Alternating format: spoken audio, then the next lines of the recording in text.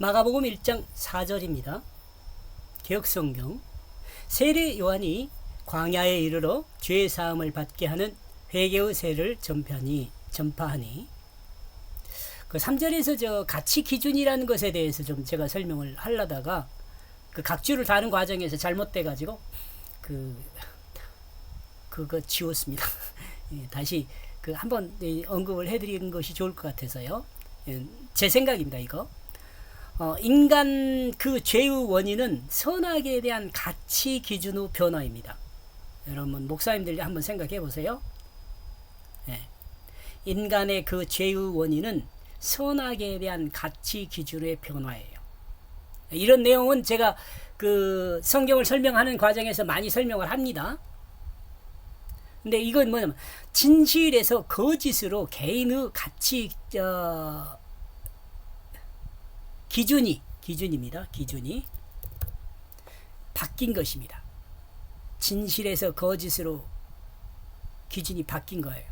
근데 이 기준은 누가 바꿨어요? 사탄이 꼬여가지고 바꿨죠. 선악과를 따먹게 해서요. 이런 내용은 제가 아마 창세기를 들어도 창세기 그 부분에 가서 들어도 이런 내용이 들어 있습니다. 그러므로 복음에서는 이 가치 기준의 마음을 진실로 바꾸라고 말합니다. 복음서에서는요. 제가 그 마태, 마가, 누가, 요한을 다 이렇게 읽어봐도요. 이 내용이 핵심입니다. 그 마음을 바꾸라는 거예요. 근데 이 마음은 뭘로 바꿔요? 믿음으로 바꾸죠. 뭘 믿음으로? 예수 그리스도 십자가 부활을 믿음으로. 그것이 아니고는 마음을 바꿀 수 있는 방법이 없어요. 이러므로 그리스도인의 기초는 뭐예요? 만약에 그러니까 나와 여러분이 그리스도인이 되었다라고 말할 때는요. 그 기초는 진실입니다. 이거 틀리지 않아요, 여러분? 자, 가장 알기 쉬운 적용은 역사에 나타납니다. 또한 역사에 등장했습니다. 나타났습니다. 완료형이네요. 나타났습니다. 등장했습니다. 등의 해석은 어떨지 가장 알기 쉬운 적용은 여기 봅시다. 성경에서 요한의 출현은 과거일 수도 있고 또한 요한의 사역에 대한 이례적 사건으로 표현하는 증거일 수도 있습니다. 또한 수동이나 능동이 아닌 중간태를 사용하므로 요한의 사역 형식이 수동임을 말하고 의미상으로는 요한의 의지를 표현하는 능동임을 말하고 있다고 해석할 수도 있다. 이게 제 생각입니다. 이를 잠깐 해석하면 모든 계획은 하나님께서 세우시고 이를 순종한 사람이 요한임을 설명하고 있습니다. 요한의 사역이 기계적인 사역이 아니라 인격적인 사역이란 점이죠. 하나님께서 계획하시고 요한은 하나님께서 계획하셔 말씀하신 그 내용을 순종한 거예요. 이 요한만 그런 게 아니에요. 나중에 예수님에 대한 부분도 보면은 디퍼런트 동사를 사용해 가지고 수동형 능동으로 표현을 해요. 아마 설명을 했을 것입니다. 다른 곳에서 제가. 요한의 이름의 의미는 히브리에서 온 말입니다. 하나님께서 주셨다. 하나님께서 수여하셨다란 히브리어에서 온 말입니다. 성경은 요한이란 이름의 히브리적 의미를 그대로 사용한 것으로 생각해 볼 수 있습니다. 의미를 전달함에 있어서요. 왜냐하면 요한이란 이름의 의미를 살려서 하나님의 사자로 그 사자의 지금은 하나님께서 주셨다는 것을 말하며 또한 하나님의 사자로 하나님께서 임명하였다는 것을 증언하여 말해주고 있다고 볼 수가 있습니다. 세계란 개념은 신약에서 생겨난 새로운 개념입니다. 독립적 용법으로 사용되어 주인인 세례란입니다. 세계란이 아니고 미안합니다. 세례란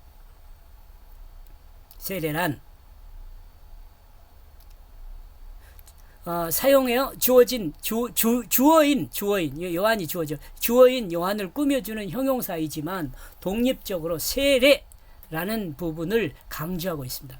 이 점에서 볼 때 마가복음이 생각하는 요한에 대한 비중은 세례에 있음을 짐작할 수 있습니다. 세례 요한의 가장 큰 비중은 요 세례에 있다는 거예요.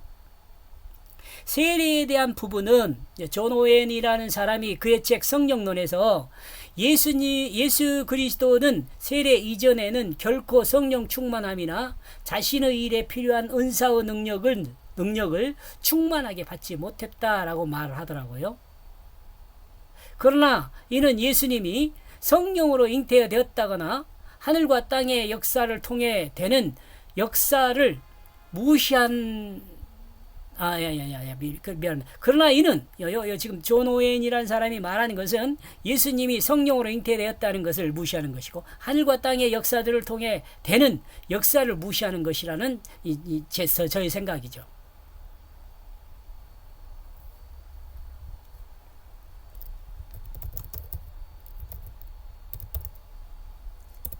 생각입니다. 또 서철원 교수는 이 세례에 대해서 세례 시 인류 죄를 예수님께서 전가받았다고 이야기를 합니다. 그러나 요한의 세례에 가장 강조를 두고 있는 것은 뭐예요? 죄 전가의 세례가 아니라 회개의 세례인 점을 생각하면 예수님이 죄를 전가받았다는 것이라고 보기는 저는 어렵다고 봅니다. 그러고 만약 회개의 세례를 받은 것이라면 자신이 하나님을 반역한 사람에 속해 있음을 인정한 것이라 볼 수 있습니다. 회개라는 것은 뭘 회개하는 거니까 아니면 하나님 나라를 반역한 그것을 회개하는 거거든요. 그러므로 예수님이 세례를 받은 것은 자신은 죄가 없지만 인성을 가진 사람임을 말하고 있다고 볼 수 있어요. 마치 양무리에서 흠없는 양을 선택했던 것과 같다고 봅니다. 양이 죄가 있는 건 아니죠. 이로는 만약 사람이 자신이 하나님을 반역한 죄인인 그것을 아는 사람이 있다면 그는 선택되어 하나님의 백성이 될 가능성을 열어놓은 사람이라 하겠습니다. 그러나 자신이 하나님을 반역한 죄인임을 모르는 사람은 결코 죄의 전가나 십자가의 필요를 모르기 때문에 주님의 십자가와 부활을 믿을 수 없게 된다고 봅니다. 이 내용은 제가 고린도 후서를 정리하면서도 이야기를 한 내용입니다. 존 오웬의 책에 이수근 선생님이 번역을 했네. 성령론에요. 143페이지. 서철원 교수가 쓴 것은 기독론에 써져 있습니다. 97페이지.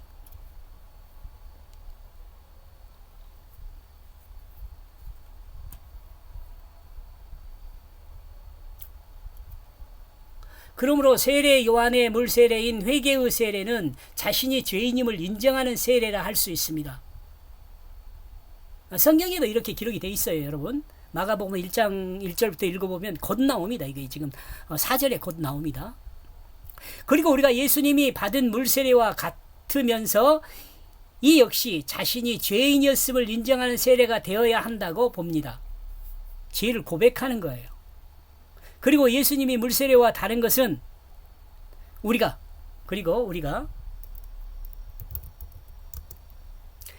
예수님의 물세례와 다른 것은 예수님이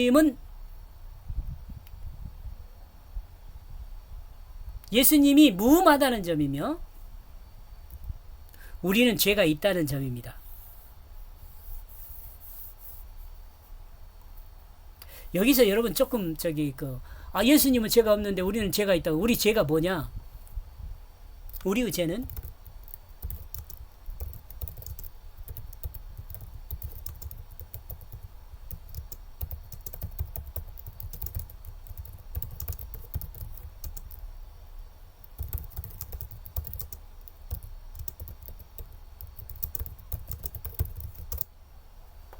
이런 거죠.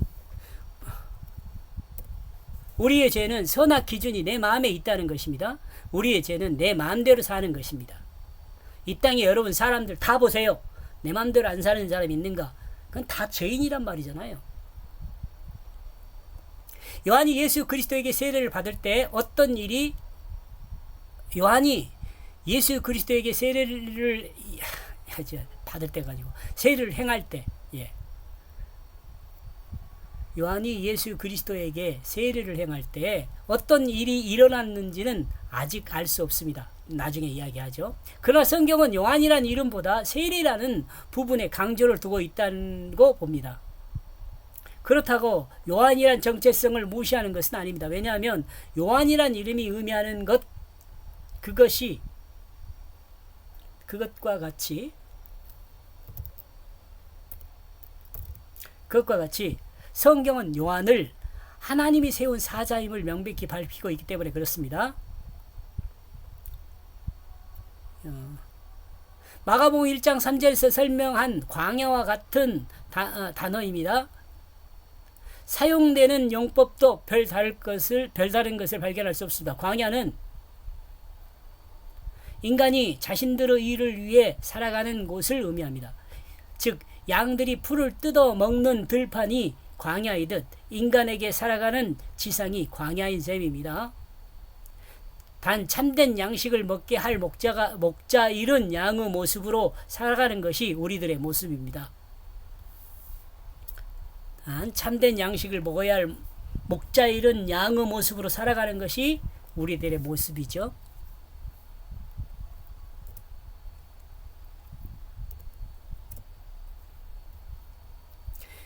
현재 우리들이 생각하는 것처럼 육신의 모습으로 살기 힘든 곳을 광야라고 하지 않습니다. 광야는 하나님 백성으로 살지 않고 자기 욕심에 치우쳐 자신들로 먹을 것을 위해서 사는 곳이 곧 광야인 셈입니다. 이를 성경은 육신의 정욕을 따라 사는 곳을 광야라고 이야기를 합니다. 마가복음은 본절에서 세례 요한이 광야에서 외치는 소리를 해석하기를 세례 요한이 광야에서 외치는 소리를 해석하기를 광야의 삶에서 돌이켜야 한다, 즉 회개해야 한다고 말하고 있습니다. 육신의 정욕을 따르는 것이 따를 것이 아니라 하나님 말씀 앞에 돌이켜 하나님의 뜻을 따라 살 것을 요구하는 것이죠. 이것이 바로 회개죠. 세례를 목적으로 사용하면서 세례의 목적이 죄를 사하기 위한 전 단계로서, 여러분 세례를 받았다고 죄사함 받는 게 아니에요. 여러분 물세례요. 전 단계로서 행해지는 것임을 설명하고 있습니다. 죄사함을 받기 위해 회개의 세례를 받아야 한다고 선포하고 있는 것입니다. 죄사함을 받기 위해 유대인이 행하는 외식의 길에서 돌이켜야 한다고 말하고 있습니다. 전파하니라는 단어요. 서술적 용법으로 요한은 회개의 세례를 전파하면서 죄의 사함을 받게 하는 회개의 세례를 주는 사자로서의 직무를 수행했다고 봅니다. 말이 좀 이상하네요. 그죠? 회개 세례를 전파하면서 죄의 사함을 받게 하는,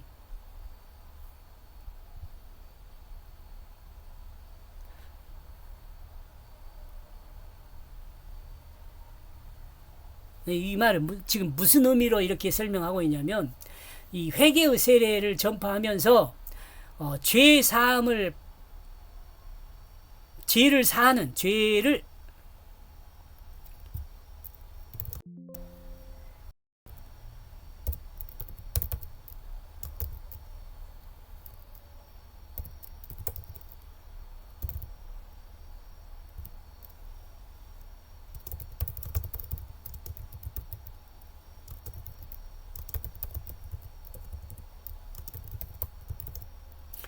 죄를 사는 세례를 주는 것이 아니라 죄의 사함을 받게 하는 회개, 이 회개의 세례를 주는 사자로서 직무를 수행하고 있다고 봐야 한다는 거예요. 뭔 말인지 이해가죠? 회개의 세례를 주는 거예요. 회개, 죄의 사함을 받게 하는 세례가 아니고 회개의 세례를 주는 거라고. 죄의 사함을 받게 하는 회개의 세례, 회개의 세례입니다. 여러분, 회개요. 죄를 사는 것은 세례 요한이 죄를 사는 것이 아니에요. 성령이 다음에 설명을 해요. 하나님의 백성이 세례를 받는 목적은 자신이 죄인임을 하나님 앞에 고백하고 죽어 마땅하다는 것을 인정하는 행함이라고 볼 수 있습니다. 이해하죠? 물세례를 이어. 이것은 물세례를 이야기해요.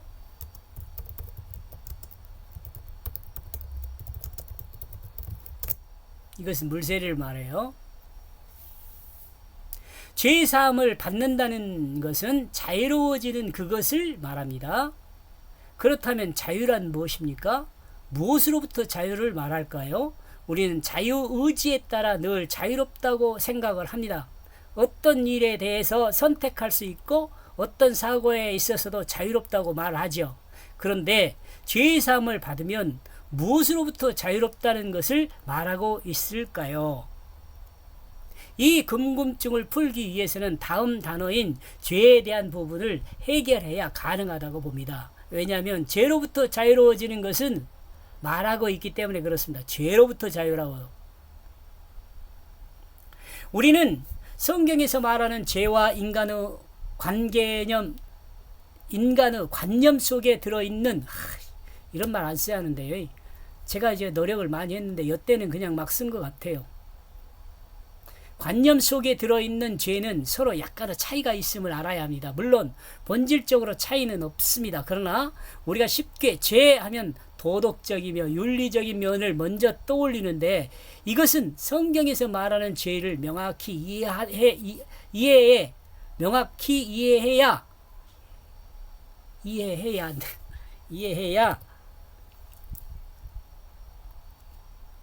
성경에서 말하는 죄를 정확히 이해해야 약간의 이해해야 하는데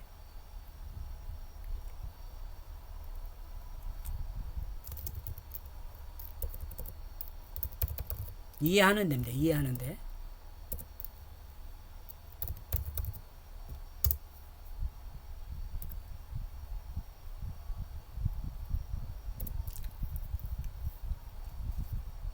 이해하는데 약간의 방해가 됩니다. 윤리적 도덕적이 죄라고 생각하는 거 약간 방해. 왜냐하면 죄에 대한 정의와 결정은 인간에 의해서 정해진 것이 아니라 하나님의 법으로 정해지기 때문에 그렇습니다. 이 말 이해를 해야 합니다. 여러분 혹시 좀 잘 이해가 안 되잖아요. 그러면 멈춰놓고 좀 한 번 더 읽어보세요. 죄, 우리가 보통 사람들이 생각할 때 죄 그러면 어때요? 도덕적, 윤리적인 것을 먼저 생각하잖아요. 근데 이걸 먼저 생각하면 성경에서 말하는 죄를 이해하는 데는 죄 이해에는 성경에서 말하는 죄를 명확히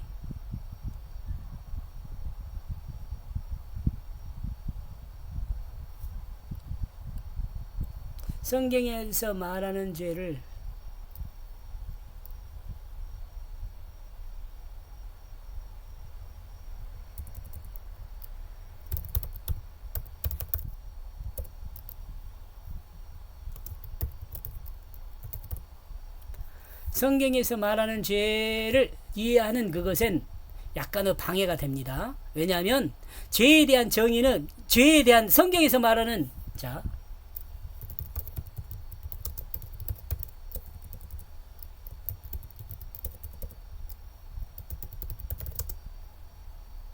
성경에서 말하는 죄에 대한 정의와 결정은 인간에 의해서 정해짐이 아니라 누구요? 하나님의 법으로 결정되기 때문에 그렇습니다. 성경에서 죄는 간단히 다음과 같은 것을 말합니다. 간단하게 하나님이 정하신 그 뜻에서 벗어난 것을 죄라 그래요. 그 이를 설명하는 이것을 설명하는 단어가 이 죄라는 게 죄라는 것이 뭐냐? 화살이 관역을 빗나간이라고 하는 것이 죄거든요.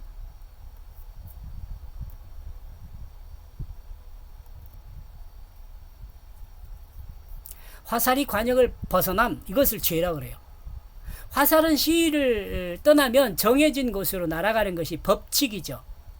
그런데 정해진 곳으로 가지 않고 다른 곳으로 가는 그것을 말할 때 하말타노라는 단어를 사용해. 이게 필요 없는데 그것을 말할 때 이렇게 써요. 그런데 이 단어의 어원을 다시 한번 살피면 이 단어의 의미들은 시작과 나눔을 이야기합니다. 이를 새롭게 종합해서 해석하면 화살이 가야 할 장소는 정해져 있으며 그 정해진 것은 화살 각각에 나누어진 고유한 것이란 이야기입니다.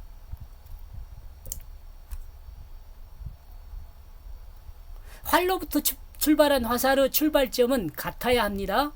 하나님의 창조 목적을 따라 모든 피조물의 목적은 같습니다.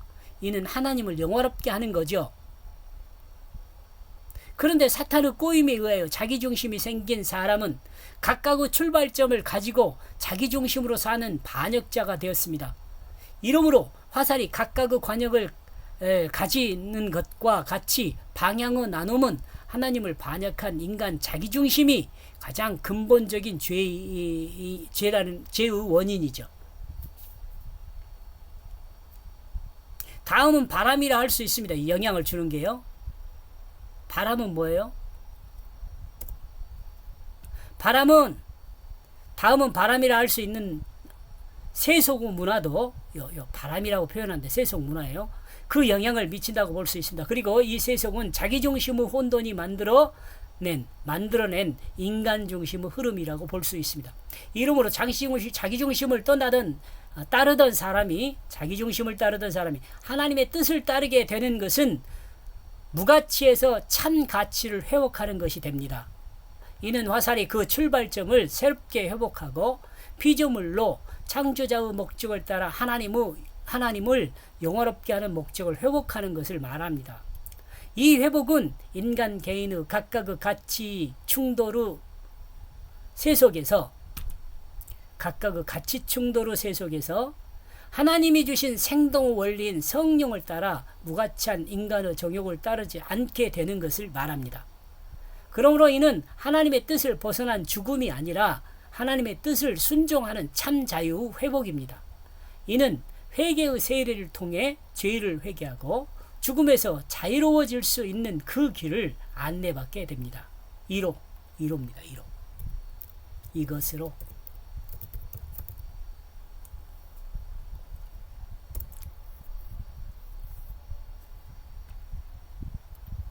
이렇게 볼 때 죄는 하나님이 각자에게 준 뜻을 행하지 않고 자신의 정욕을 따라 행하는 것을 죄라고 말함이 너무도 당연히 이해됩니다.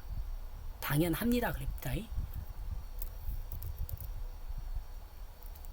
죄에 대한 창세기의 증거를 생각하면